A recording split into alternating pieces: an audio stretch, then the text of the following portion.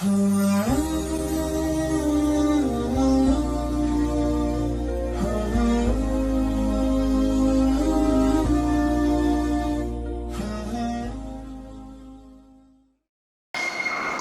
Ta'ala fil Qur'anil Karim, a'udzu billahi minasyaitonir rajim. Bismillahirrahmanirrahim. Ya ayyuhalladzina amanu kutiba 'alaikumus siyamu kama kutiba 'alal ladzina min qablikum la'allakum tattaqun. Wahai orang yang beriman, ditulis kepada kamu adalah puasa. Jadi puasa ni satu kegembiraan sebenarnya yang dapat pada umat Muhammad sallallahu alaihi wasallam. Jadi kegembiraan ini sepatutnya dizahirkan dengan pelbagai bentuk. Saya nak bagi kita sama-sama hayati supaya kita selepas ni kita jangan sampai terzahirkan budaya benci Ramadan. Ada tak siapa-siapa yang kat sini bila masuk Ramadan dia kata letih lah nak Ramadan kan, yang mana dah biasa makan kat MSSM tengah hari kan, budayanya makan tengah hari di MSSM, tapi tiba-tiba tak ada dah, tak ada budaya. Macam mana ni nak makan ni? Kemudian ada tak siapa-siapa yang meletakkan habislah nanti Ramadan, tak dapat buat apa-apa, balik kelas dah letih dah, habislah Ramadan nanti kita akan rasa panas yang terlampau, habislah Ramadan bagi mana-mana yang main bola. Time sebelum Ramadan kita main bola, tapi setelah Ramadan tak main. Habislah Ramadan, kalau masuk dah Ramadan habislah kita yang geng takraw kan, aktif. Tak boleh main takraw dah, tapi alhamdulillah saya tengok masih ramai yang main juga, tak ada masalah pun. Bagi saya inilah yang disebut dalam Quran, iaitu ya ayyuhalladzina amanu, beriman. Sebab tu kita tak boleh judging ataupun kita nak assume orang yang bekerja bangunan, buat bangunan, confirm dia tak puasa. Tak boleh, sebabnya dia bergantung pada iman orang tu. Kalau iman orang itu baik, maka dia tak ada masalah pun untuk dia puasa. Sebab tu kalau kita lihat di negara-negara yang Arab lah khususnya, mereka sangat suka dalam Ramadan ni. Ramadan adalah bulan yang memang dianggap sebagai pesta. Akhir bulan Sya'ban telah bermulanya di Mesir. Contoh di Mesir, di Syria akan penuh jualan-jualan arusah. Arusah ni anak patung. Dia akan jual anak patung terlampau banyak. Dulu saya fikir kenapa jual anak patung. Rupa-rupanya dia nak bagi kegembiraan kepada anak-anak, supaya budak-budak akan suka bila masuk Ramadan, akan seronok tengok anak patung ni. Anak-anak yang perempuan lah, tak tahulah kalau yang lelaki pun suka tengok anak patung, seronok kan. Tapi tak ada masalah pun, anak patung budak-budak dia tak buat untuk disembah ataupun dimuliakan, malah dipotong, dicabut kepalanya ke dan sebagainya. Kemudian yang kedua, kegembiraan yang patut kita buat, contohnya macam ikut negara Arab yang saya nampak, adalah kegembiraan mereka menjual vanus. Hari ini, besok balik, minggu depan balik, pasanglah pelita di rumah-rumah kamu. Tak ada masalah. Mungkin ada yang sebut dalam hati, dia kata, boleh ke pasang pelita kan? Tak ke seperti mengikut agama yang lain, yang agama seperti agama lampu tu kan? Agama Hindu lah biasanya yang memang pasang pelita dan sebagainya. Adakah kita mengikut pada agama tersebut? Saya nak beritahu, di negara Arab banyak jual vanus. Vanus ni macam pelita, tapi dia macam yang tergantung. Kita panggil apa? Tanglung. Dia akan penuh jual tanglung-tanglung ni di kedai-kedai, dan ramai orang beli. Nak ceritanya, mereka menyambut Ramadan dengan penuh kegembiraan. Dan lagi gembira lagi, ramai ibu-ibu, ayah-ayah yang datang ke masjid, mereka bawa duit siap-siap. Apa dia buat? Dia akan bagi kepada budak-budak duit. Bulan lain tak jumpa, tapi bulan Ramadan kita akan jumpa budaya Arab, dia akan bagi duit kepada budak-budak. Itu yang sepatutnya kita buatlah, kita buat. Ataupun kalau di kalangan awak ni besok ada duit banyak kan, dipahamkan ada yang duitnya terlebih-lebih kan. Jadi kalau duitnya terlebih-lebih, PTPTN pun dah masuk kan. Bolehlah buat nanti lepas sembahyang tarawih di masjid-masjid, bagi kepada adik-adik, anak-anak, budak-budak yang kecil-kecil. Bagilah RM1 seorang, tak ada masalah pun. Kerana menunjukkan kepada kegembiraan Ramadan kita.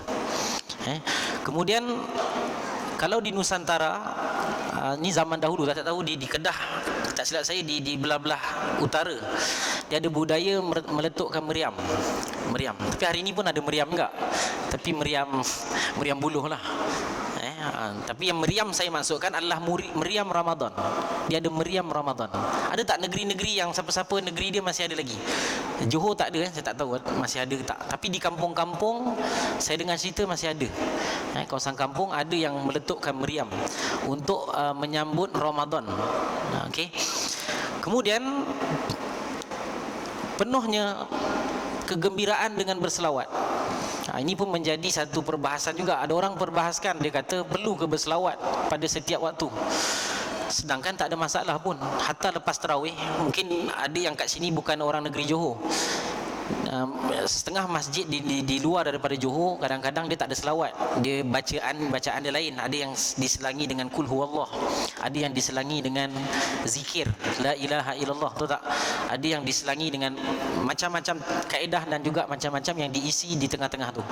Tapi di Johor memang ada dia punya amalan yang bukan wajib tapi menjadi kebiasaan bagi di sini membaca, iaitu selawat-selawat yang awak dengar, fadlan minallahi wa ni'mah, kemudian ada balasannya, kemudian ada selawat kepada nabi-nabi, para sahabat. Ini semua adalah budaya-budaya yang dihidupkan dalam bulan Ramadan, yang takkan kita jumpa dalam bulan-bulan lain. Takkan jumpa. Inilah kegembiraan yang saya sebut. Cuma di Malaysia kita khususnya ada kegembiraan lain yang biasa juga. Kegembiraannya adalah makanan. Makanan kita memang sangat dahsyat lah. Tu belum yang di luar ada, yang di dalam internet pun ada. Yang hey what's up guys. Itu satu. Tapi baguslah. Baru ni saya tengok kecoh orang, dia kata bertembung antara doktor dan sebagainya. Bagi saya tak ada masalah pun. Tapi memberi kesanlah pada kita tentang makanan. Ramadan adalah signifikan dengan makanan di Malaysia ni. Tapi kita kena ingatlah, bukan itu sebenarnya. Yang dimaksudkan dengan makanan adalah sedekah. Kalau siapa-siapa ada lebihan duit, sedekahlah kawan awak sebilik. Walaupun kawan awak tu orang kaya, tak ada masalah. Kerana memberi makan kepada satu orang, maka hukumnya adalah seperti memberi pahala puasa orang tu. Contohnya awak ada duit tadi, awak beli nasi ayam satu untuk kawan awak, maka pahala puasa kawan awak akan dapat. Jadi kalau awak belanja kawan awak 5 orang puasa awak dapat belanja, dapat pahala. Okey. Kemudian budaya kita juga di Malaysia, iaitu adanya moreh, bazar, bubur lambuk dan juga kunjungan di rumah-rumah. Ini budaya di Malaysia. Okey. Cuma budaya Islam yang sepatutnya adalah yang kita pula. Budaya Islam yang kita perlu tahu adalah yang pertama tarawih. Jangan sampai tertinggal tarawih. Besok balik rumah di kampung-kampung, di bandar ataupun di rumah awak, persiaplah diri. Kalau lepas maghrib tu siap-siaplah pergi masjid tarawih macam biasa. Kemudian sahur pun sama juga. Di sisi sahur ada keberkatan. Ada setengah kita dia dah makan malam tak nak sahur. Sebab tu saya pesan, sebab kita diajar oleh orang tua sendiri, kalau ada adik-adik awak yang malas sahur, awak heret je dia. Heret dia untuk pergi ke meja makan untuk dia bersahur sama-sama. Sebab apa? Sebab di sisi sahur ada keberkatan sebenarnya. Walaupun dia tak nak sahur, tapi mungkin kalau siapa-siapa di kalangan awak doa, dia akan dapat keberkatan sahur tersebut. Kemudian ada budayanya sedekah. Ini pun sama, budayakanlah sedekah pada bulan Ramadan. Kemudian juga yang saya puji sama-sama, yang tak tahu saya mungkin LPI yang buat, saya pujilah selama yang saya nampak, budaya Quran pada tahun ni luar biasa di LPI sini. So sebelum ni dia luar biasa juga tapi kurang sikit. Tapi yang kali ni saya tengok memang kurang lebih 10 grup saya nampak. Ada 10 grup betul. Kurang lebih ada 10 grup LPI yang baca Quran kan, secara dipanggil sebagai tadarus Al-Quran. Sebab penting sebenarnya majlis khatam Quran. Mungkin kita tak nampak kepentingan dia, tapi di sisi seperti mana yang saya sebut tentang sahur, begitu juga dengan Quran, iaitu fi kulli khatmatin barakah. Pada setiap khatam Quran ada keberkatan. Jadi siapa-siapa yang kalau baca Quran kemudian dia khatam Quran, ada keberkatan yang awak akan dapat kat situ. Kemudian ada hadis Nabi sebut tentang lisaimi farhatan. Farhatun inda fitrihi wa farhatun inda liqa'i rabbih. Kegembiraan yang pada berbuka puasa. Pertama nak beritahu yang disebut dalam kitab Lataiful Ma'arif, keberkatan pada waktu buka itu sendiri dia ada satu keberkatan kerana puasa ni dia special. Satu amalan ibadat yang tersendiri. Kerana nak bezakan dengan lain, sebab tu Allah Ta'ala sebut untuk solat ada pahala, untuk zakat ada pahala yang dah ditentukan. Untuk solat contohnya solat berjamaah ada 27. Kalau siapa buat malam Lailatul Qadar ada kurang lebih 1000 bulan. Begitu juga dengan amalan-amalan lain. Adapun puasa tidak. Hanya puasa saja yang amalannya tidak disebut secara khusus berapakah jumlah pahalanya. Dia tak sebut. Sebab tu dalam hadis menyebut as-saum wa ana ajzi bih. Allah Ta'ala bagi sendiri. Sebab tu ini yang disebut sebenarnya pada keberkatan dan kegembiraan pada waktu berbuka puasa. Yang kedua, kegembiraan siapa-siapa yang dijemput nyawanya pada bulan Ramadan. Tahun lepas ada satu hamba Allah yang meninggal ketika nak solat Isyak. Dia meninggal di surau kawasan Taman Sera Perdana. Siapa beliau? Kalau siapa kenal kat sini mungkin Dr. Ali, Ustaz Dr. Ali, ayah dia, ayah mertua. Ayah mertuanya meninggal ketika nak solat Isyak dalam keadaan tengah tangannya begini, tasyahud awal. Jadi itulah kegembiraan yang diinginkan pada bulan Ramadan. Jadi kalau siapa-siapa Allah tarik nyawanya pada bulan Ramadan, Allah tarik nyawa ahli keluarganya pada bulan Ramadan, itu adalah satu kegembiraan sebenarnya.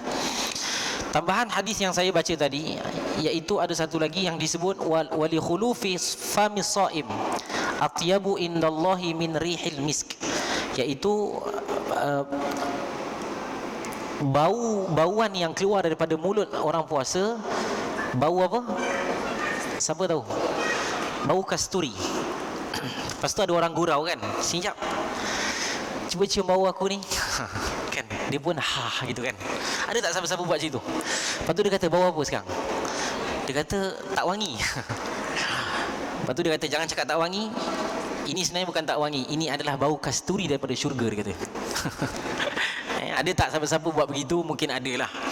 Tapi saya nak sebut yang tersirat sebenarnya dalam hadis tersebut, ini kata ulama disebut oleh Imam Ahmad dan Ibnu Zubair, disebut yang disebut tentang bau kasturi ni digini. Kalau dia satu orang yang berpuasa kemudian dia meninggal, ataupun siapa-siapa saja yang membuat amalan puasa ni besok dia meninggal, bila dibangkitkan, bagaimana untuk tahu orang tu adalah umat Muhammad dan orang itu adalah ada ciri-ciri bauan kasturi?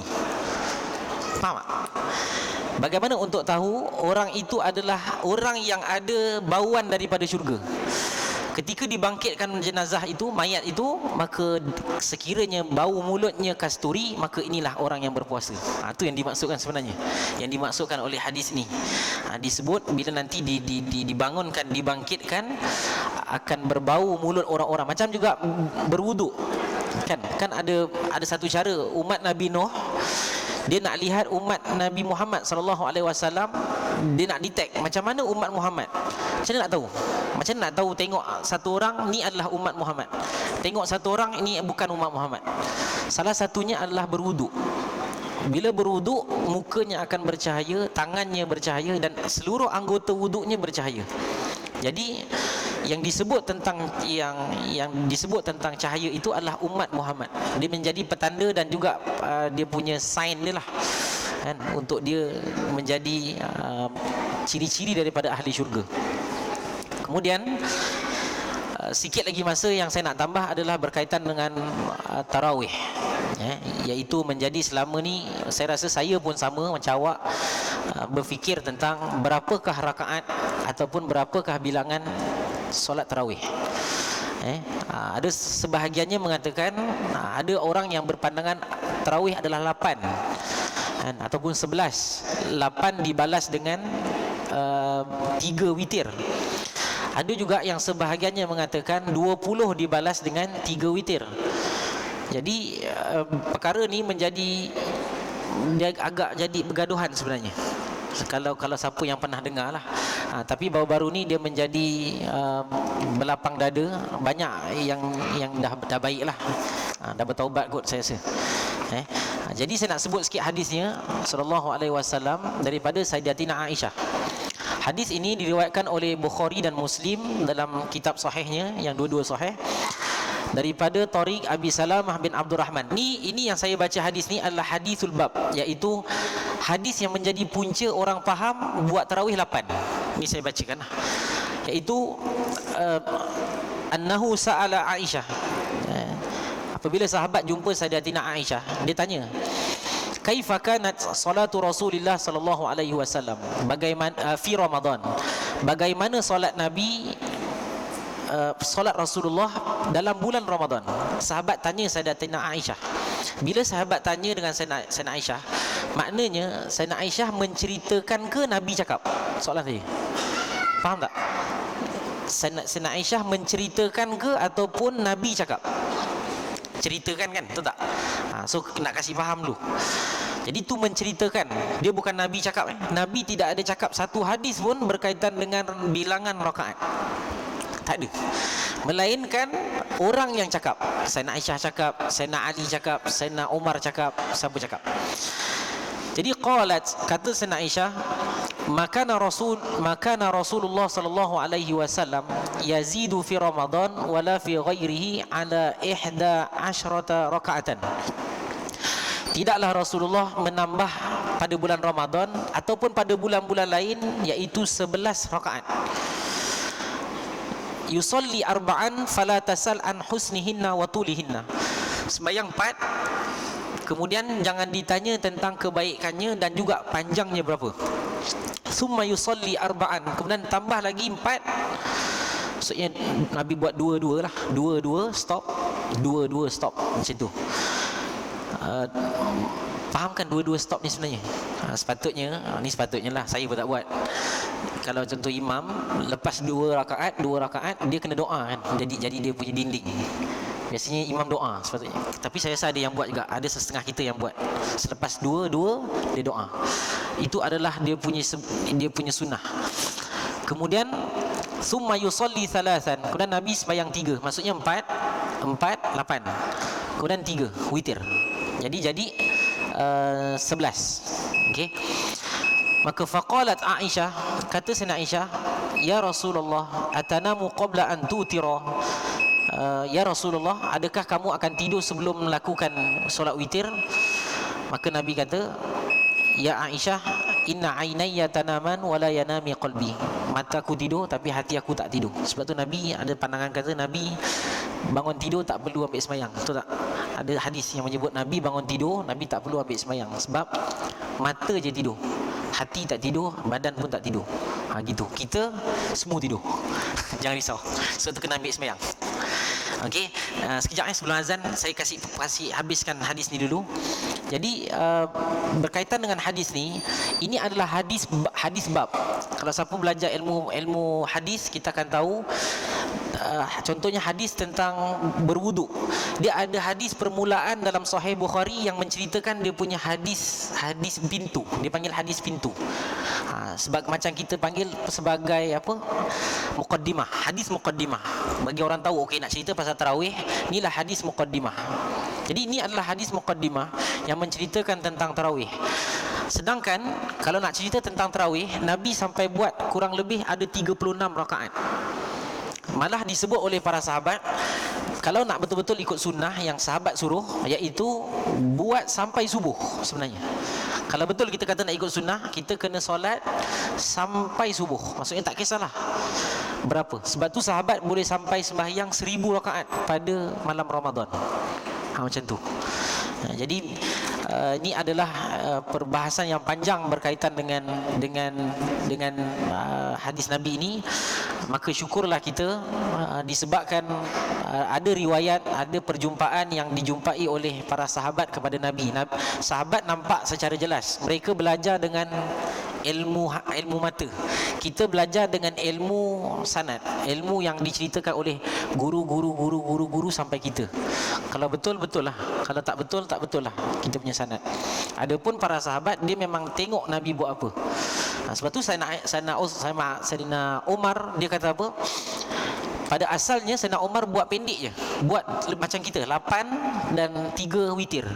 Tapi bacaan dia adalah mi'atain, iaitu surah-surah yang kurang lebih 200. Surah-surah panjang. Contohnya surah Ali Imran, baca surah macam tu. Surah Baqarah paling panjang. Sehingga ada sahabat yang sampai pegang tongkat kat tepi. Sebab takut jatuh. Akhirnya Sayyidina Umar tukar metodnya, iaitu sembahyang 20 rakaat tetapi pendek-pendek, dan surahnya pendek-pendek. Tapi pendek-pendek pun kurang lebih okey lah, jangan pecut sangat lah. Jangan sampai keluarkan Mustang, kelajuan Mustang tu. Mustang John Wick tu, ramai yang laju situ. Jadi kita takut juga. Mudah-mudahan imam-imam kita okey lah. Takut juga yang laju-laju ni. Baik kami pun sama. Kalau terlaju, tegur lah, bagi tahu ustaz, laju sangat ni ustaz, kami tak boleh follow ni. Tapi okey tak? Okey kan? Kalau tak okey, kita suruh imam kita baca Baqarah malam ni ustaz. Okay, jadi buatlah tarawih 2 pun tak ada masalah, 4 pun tak ada masalah, 6 pun tak ada masalah. Yang penting buat. Okey. Jadi saya rasa sampai situ saja pada hari ini. Mudah-mudahan kita semua mendapat keberkatan dan kita jumpa Ramadan ini sampai ke penghujungnya, insya-Allah.